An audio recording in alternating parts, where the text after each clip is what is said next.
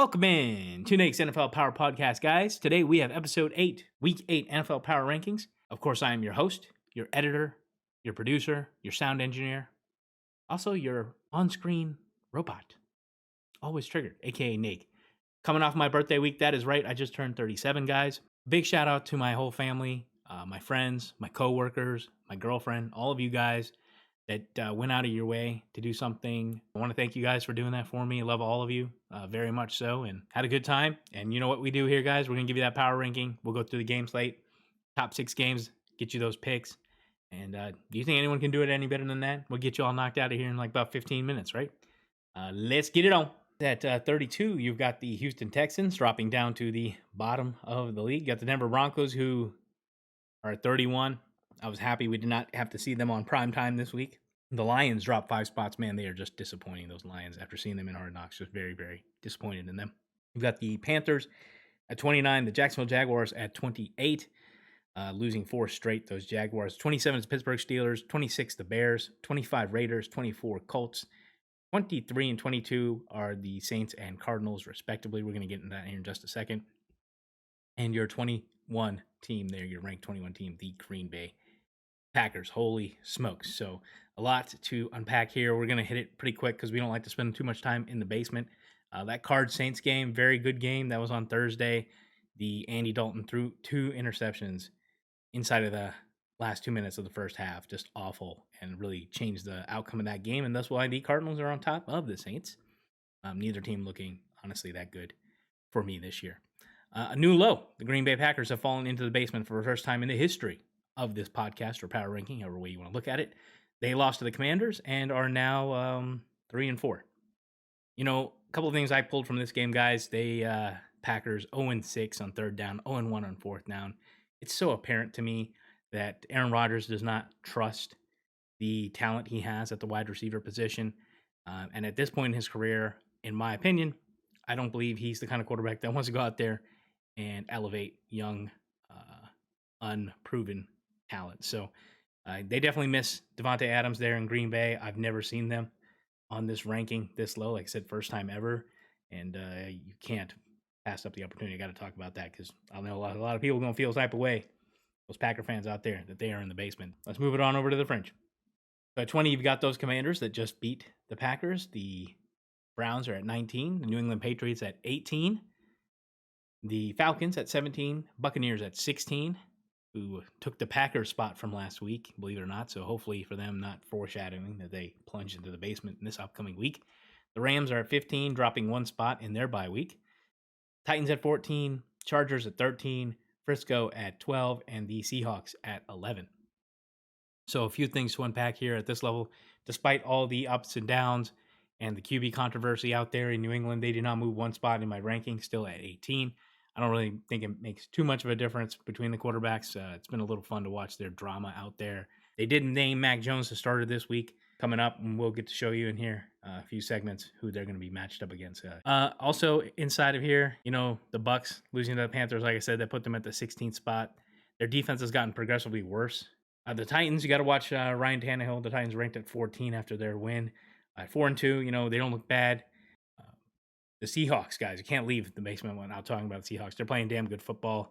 They beat up on the Chargers, and thus they moved up 6 spots. The Chargers dropped 5 spots out of the top 10 down to 13, sandwiching the San Francisco 49ers, who are up at the 12th spot here after their loss to the Chiefs. You know, Jimmy G, though, did not play a really good game. He had a fumble, interception, and a safety, making it the 2nd time he's done that in the last month. I'm stealing this from Nick Wright because I saw it on First Things First, but I mean, a stat like that is just ridiculous. So, interception, a fumble, and a safety. It happened like 28 times in the history of the NFL, but it's happened to Jimmy G twice in the last month. So, definitely not solid football by my man Jimmy G out there in San Fran. Let's get it on over to the moneymaker, guys. That top 10 list there, top 10 teams for week 8. Let's just jump right up into it. At number 10, Miami Dolphins. Tua came back. They beat the Steelers, snapped their 3-game losing streak. I got to love the weapons that Tua has. I think the Dolphins are a very solid team. Number 9, you got your Baltimore Ravens. Big divisional win for them. They beat the Brownies. Lamar is that dude. I mean, when he's running, he's just on another level. Team 8, the New York Jets. They lost Brees Hall and an offensive lineman, I believe, for the season. So even though they won their game this last week, they just had some bad news. So not all smiles for the green team in New York. At number 7, the blue team from New York, the NFC team, 6-1. Those Giants just able to win almost every single game, right? They only lost to the Dallas Cowboys, and they run. Saquon had 24 carries for 110 yards. DJ had 11 carries, 107 yards, and a touchdown. That touchdown being the quarterback sneak that put them ahead in that game late. I really do like what they're doing in New York. I think they're extremely well coached. Number 6, the Dallas Cowboys. Their defense, guys, very capable. They are very capable of winning them games on their own. The Dallas Cowboys defense only giving them like 6 points to the Lions, who on offense are pretty good. The defense for the Cowboys forced 5 turnovers, a lot of them late. That game had a slow start for the Cowboys on offense. Zeke is hurt, but they are playing good football. So I do like what the Cowboys are doing. They dropped down a spot to the 6th spot. Number 5, the Minnesota Vikings. They were on bye week and they moved down a spot, and that's because at number 4, you've got the Cincinnati Bengals. So, of course, the Bengals have lost to the Cowboys before, but they're a much different team than when they lost to the Cowboys, in my opinion. They are playing some really, really explosive football on the offensive side there. Jamar Chase, Joe Burrow, just those two have a special connection. Then you throw in T. Higgins and what they can do with the other weapons. They have Joe Mixon. They're a really good offense when they're humming, and they play solid on the defensive end too. I really like what the Bengals are doing. They look excellent. All right, the top 3 teams, guys, not any movement at all. You've got the Philadelphia Eagles, the Kansas City Chiefs, and the Buffalo Bills. We'll go ahead and go through them like that. They did not move. They are the same 3 teams from last week. So in my opinion, the Philadelphia Eagles, they made a big move here on their bye week, picking up Robert Quinn. Very impressive. They're a very talented football team anyways, and getting Robert Quinn only makes them even stronger. The Kansas City Chiefs there at number 2. Extremely impressive win against the 49ers. They took some time to get it going, and they had some mistakes in the beginning of that game, but once they got it going, man, they put a hurting on the 49ers in a real way. And, of course, the number 1 team being your Buffalo Bills, they also were on bye week this week. Personally, I don't like early bye weeks, especially for a team like them who are just playing really hot. Don't like to kill that momentum. I would prefer their bye week a little later in the year, but I do wish them good health. They have extremely fun players to watch, some elite talent at various key positions across their roster. So hopefully they stay healthy, because if they do, they are a team to be reckoned with. They are a force. I like those Buffalo Bills. All right, guys, let's get you over to your game slate here for this week coming up at Thursday, or on Thursday night. You've got the Baltimore Ravens facing the Tampa Bay Buccaneers. So Tom Brady looking to right the ship, pun intended, for the Buccos there at home against a very good team there, the 9th-ranked team on my ranking. Sunday, 9:30 a.m., you got a London game there. I did not put my sticker, but that's okay. I'm going to tell you right now, it is a London game. The Jaguars, of course, hosting a London game every single year. This one against the Broncos. So I guess if you want to call it prime time, it is what it is. 9:30, maybe people will just decide to sleep in, because we all know watching the Broncos, not the most exciting football. Sunday, 1 p.m., you got the Panthers, Falcons, Bears, Cowboys, Dolphins, Lions, Cardinals, Vikings, Raiders, and Saints, Patriots, and Jets. There you go. That's a Patriots game. Mac Jones, like I said, starting for that game. Pittsburgh Steelers and Philadelphia Eagles, the matchup of Pennsylvania there for the 1 p.m. slate. 4:05, you got a Tennessee Titans, Houston Texans kickoff there. Isn't that the best spot to be in, 4:05? It basically says, ain't nobody want to watch your game on the East Coast. And 4:25 p.m., you got the Commanders, Colts, Frisco, and the Rams, and New York Giants and Seahawks. Some really good games there at the 4:25 spot. We'll get into my games of the week here coming up. Of course, Sunday nighter, Packers and Bills. Your Monday night game, call that the Halloween game. Cincinnati Bengals and Cleveland Browns. Did they do that on purpose? Black and yellow teams, or black and orange, excuse me. Halloween theme color.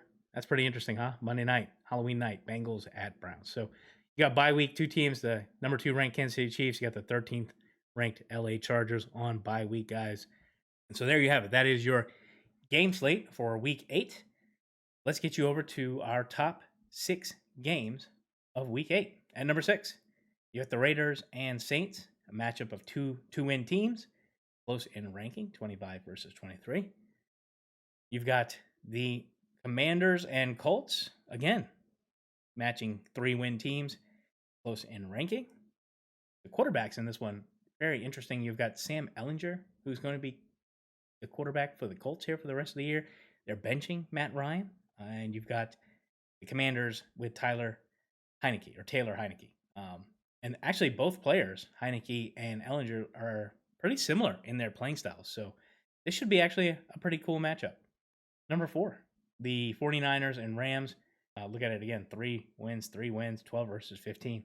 A common theme here with these bottom 3 of the top 6, I guess. Briscoes basically own the Rams, so we'll see how the Rams do in this one coming off a bye week. You'd think hopefully they're prepared for that one. The third best game of the week is the Giants and Seahawks, 7 versus 11. Very, very impressed with how the Seahawks are playing football this year. Giants, that's not an easy trip to take all the way out to Seattle and play that game. That atmosphere. Number 2, that's your Thursday nighter. You got the Ravens, you got the Buccos. I'm already ready for that one. And number 1, Packers and Bills. I know it's 21 versus 1, but come on, guys. You think the Packers are just going to keep on losing? I don't expect them to win this game. We're going to get to my picks here, but I do expect it to be a very good matchup. I think the Packers will bring it. But even if they don't, if they get their butts whooped, that's going to be a great storyline anyhow. So I'm going to go ahead and pick those Bills in that game. Here's how the rest of these picks shake out for me. Last week went 5-1. I am 29-13. Can you believe that? 29-13, guys. If you want to get in on my pick'ems, you can, but you got to battle because your boy can pick them. That's for sure. I'm doing pretty good in my pick'ems league, number 1 overall. Guys, again, want to thank you so much for everything you've done for me. All the people, if you made it this far, make sure you go ahead and give me that like and subscribe, please. My family, my friends, my girlfriend, my coworkers. You guys are the most amazing people out there. Thank you so much for watching. Much love to you guys. I'll see you in the next one. Peace.